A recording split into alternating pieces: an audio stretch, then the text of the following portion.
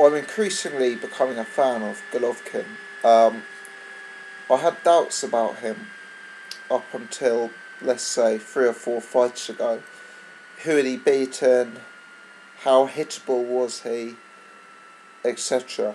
Um, in his last few fights, he hasn't taken on world beaters. He's taken on the likes of Curtis Stevens, Matthew Macklin, Daniel Gill, Marco Antonio Rubio. Not world beaters, but we're looking at 4 guys, all of whom who are probably solid top 20 level guys. Certainly Daniel Gill, you'd have to say possibly a top 10 level guy, and he's taken them all out by stopheads. His performance against Marco Antonio Rubio was nothing sort of destructive. Second round knockout. Golovkin showed real power, both upstairs and to the body. Was able to land very very accurately at Rubio. Was able to control the pace of the fight, close down the ring, dominate, push with his back, land combinations at will. You know, he looked really, really solid, and clearly, I mean, there's almost no point in saying this because we know what Golovkin brings, but he hit really, really hard. Now, the long and sort of wide criticism is that he is too hittable, and there were times again in the fight. I think the key moment is about 20 seconds to go in the first round, where he lands a real big punch on Rubio, and then almost leaves himself open to taking one back. But he's been in with some opponents now who can hit back, like Rubio. Rubio did hit back, and it didn't trouble Golovkin. So whilst he is possibly hittable, he hasn't given us any sign yet of having any chin problem or any problem of that nature. I appreciate the likes of Macklin, Curtis Stevens, Rubio probably aren't as heavy-handed as the likes of Miguel Cotto, that type of fighter.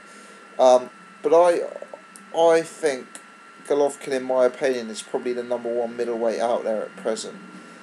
I appreciate that Cotto's win over Martinez is actually stronger form than anything Golovkin's done, but Golovkin has been active, at the weight. He's won multiple times against decent level operators at the weight, whereas Cotto's only he's only really new to the weight. He hasn't had multiple fights at middleweight.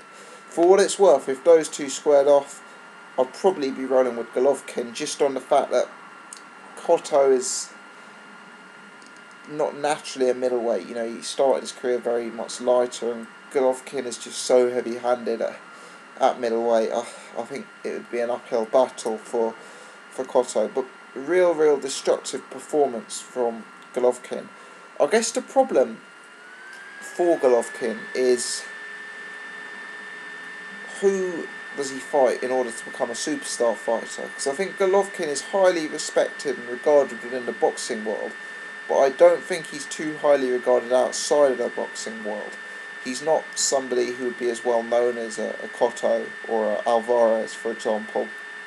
Now, from Miguel Cotto's perspective, you get more money for fighting a Canelo Alvarez. It's probably a more winnable fight. Why on earth would you risk a Golovkin when there's fights like that out there for you?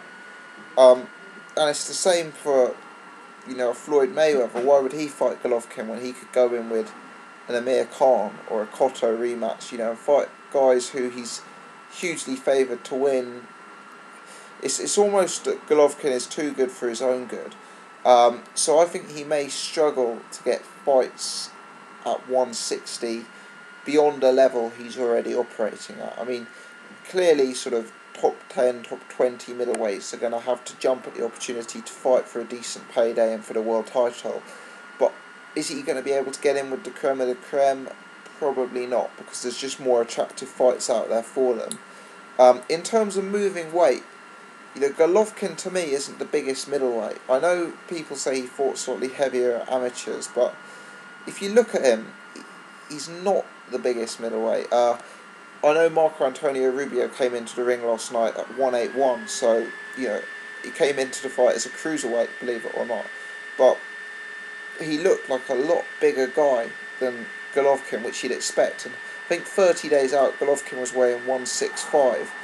I don't know, you know, the fact that he was able to blow out Antonio Rubio, who was fighting almost, not almost, he was actually fighting at a cruiserweight weight last night. The fact that he was able to blow him out does suggest that Golovkin's power would go up to super middleweight. But I think the likes of an Andre Ward are just too big for Golovkin. You know, Ward's cutting weight to get to 168, you know, whereas Golovkin is sort of more of a natural middleweight in my opinion. So I don't know. I don't know if, you know, he's going to have success going up.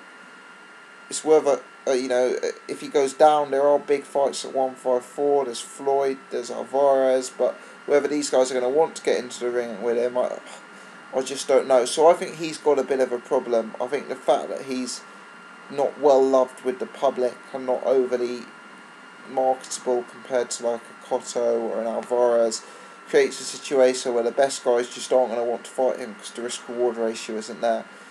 Anyway, that's boxing politics. It'll be interesting to see how his career develops, what weight goes. For now, a devastating performance against Rubio.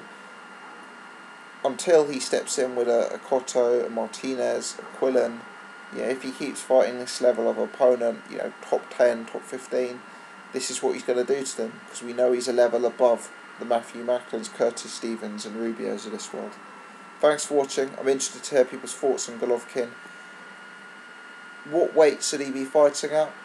You know, also, who would you like to see him fight? Because there's no point saying Miguel Cotto or Chavez Jr. because I just don't view these fights as realistic with the options that are out there financially for those guys.